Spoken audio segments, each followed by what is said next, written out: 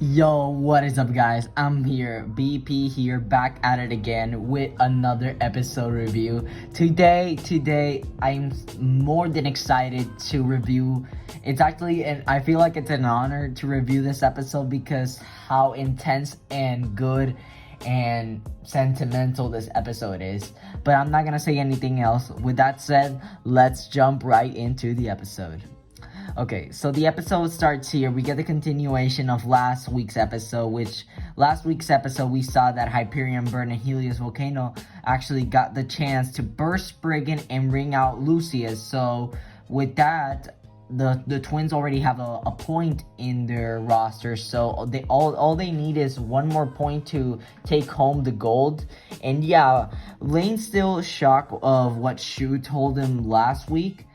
He's still kind of shocked because actually I kind of noticed that when Shu told him something about his flare, I kind of understood him because he was saying that he wanted Lane to draw out him the most flare that he could, because they were going to the finals and he needed all the strength that he could get. So he needed Lane to flare up even more. So Lane took that kind of shockingly because Shu is trying to teach Lane how to control his flare and how probably not to use it. But telling him that, he gets kind of shocked. After that, the twins are still celebrating over their win. Pretty happy moments. We get the sentimental part with Brantaro being a proud teacher he is, because he is the teacher of these two twins. After that, Shu tells Lane to hand him over his Bay, because Lane actually had Spriggan in his hand, so they can win this together. So after that, all Bladers launch their Beyblades at the stadium. All the Beyblades land at the stadium safely. Hyperion Burn and Helios Volcano actually start out very strong. They start out very quickly with the Twin Strike. So they actually go for the Twin Strike and actually wanted to go and take on Lucius first. And while they were going at it with all their mights, Lane starts screaming out and flaring up and starts like yelling, "Rah!" And Lane even didn't get the chance to attack. Actually, Shu got in the way again. The twins went for the Twin Strike and Shu went with the World Spin, a move that we haven't seen in a while, which was super awesome to see the move once again. And he does this amazing pose. He goes like, World Spin! He goes in for the World Spin and deflects all Hyperion and Helios attacks because it's a free spinning chassis. Lane just sits there, well, not sits there, just stands there watching. He gets kind of surprised and then calls out like, "Shoo!" They both go at it again. They're starting to roar. They go in with their Blader Spear. They start roaring. Lane starts getting powered up and he calls out Lucius. Here we can see the Lucius avatar. And Shu calls out Spriggan, and there we can see the Spriggan avatar. And while Spriggan is actually attacking Hyperion and Helios, Lane also decides to join in the fight and actually goes in for the limit break. So he goes in for the limit break. He throws Hyperion and Helios to the air, and while they were about to land, Shu goes in for kind of a counter break, but then he calls in for the World Slash and then bursted Hyperion and Helios. And the twins are like, what, shocked? They're like, Nani! And oh my goodness, I love this part. I mean, that was so epic how they used the limit break and then go in for the World Slash and burst them out of the ring. And that was such an epic moment. After that, Shu and Lane finally got their points, so the match is even, so it's 1-1. Shu's very happy with how Lane's actually battling. Lane's not battling with anger, with destruction. I mean, Lane's actually battling with Blader Spear like happy. He's enjoying it. So this was a really cool moment to see between Lane and Shu. The twins are already getting ready for the second round, and Lane starts laughing out of nowhere, but he starts smiling, but it's not an evil smiling. It's a good smile. It's a feeling that it's a good thing that he's doing this because he's feeling happy battling the twins and he's enjoying the battle actually, and that's really cool to see. Whew, all four bladers are starting to get ready. They're getting hyped. You can see their aura, with their flare. They launch all at the same time, and this is a cool moment because we can see their launch forms, and it's not like the previous battle when they launched. We can see their poses. No, this one's epic. This one's epicer.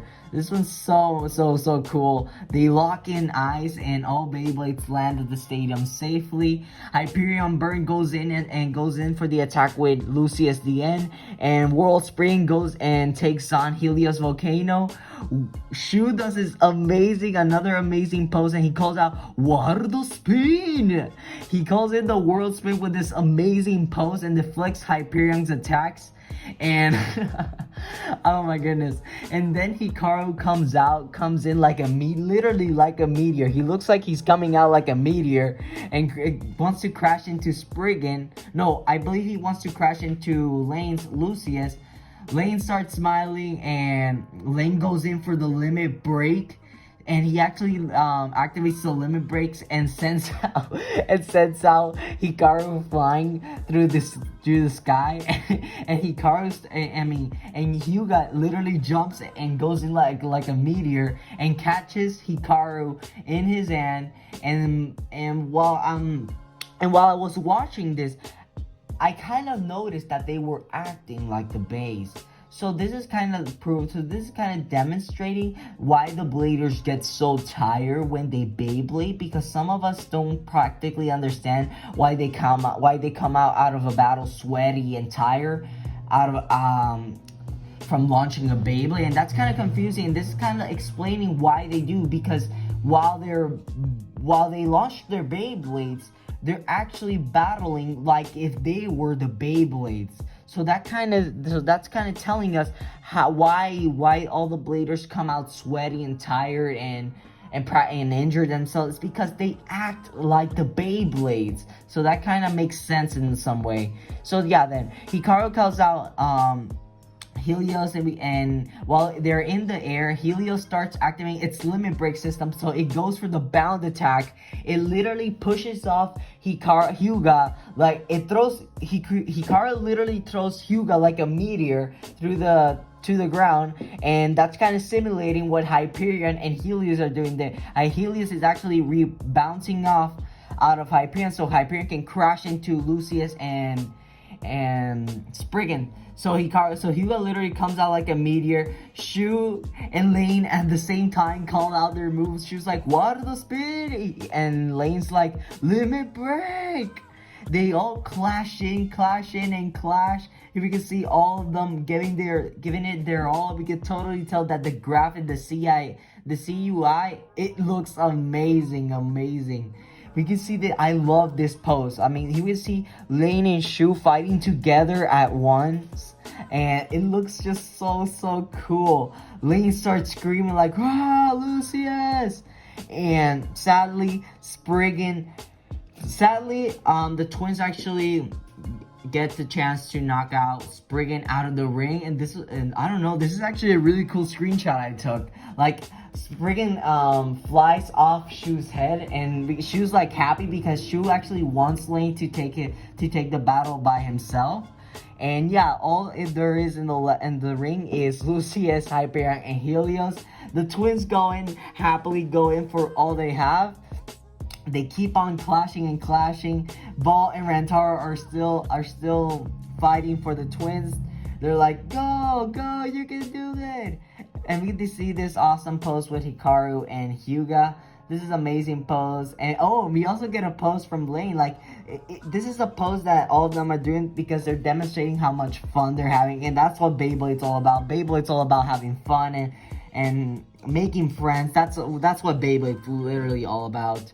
They go, all Beyblades keep clashing once ahead. And actually, this was a really cool moment because while they were clashing, it looks like Lane broke through the darkness that he had in him and saw the light, and he came to the light, and that's why I think he's acting like he's now, like he's having fun, he's smiling. He actually broke a gap in the darkness, and he can now battle in the line, which is pretty cool actually.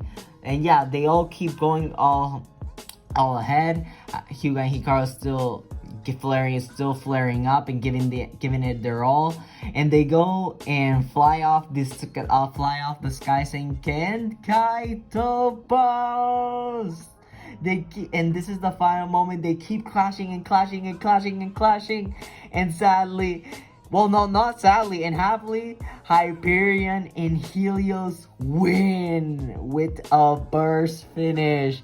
Woo! Now, oh my goodness, guys. The first time I saw this episode, I actually watched it and I liked it, but I had to rewatch it again because I really wanted to rewatch it again, and I actually enjoyed it the second time.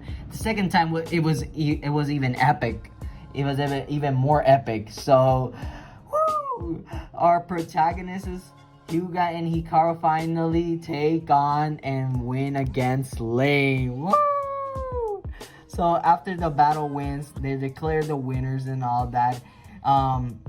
Everyone just starts celebrating and all that. We can see that they become the champions. I don't know why it says that they become the champions. I don't know if this was a world tournament, like this was supposed to declare the best tag team in the world. Probably this was, but I don't think they're literally champions like how Vault and Iger were.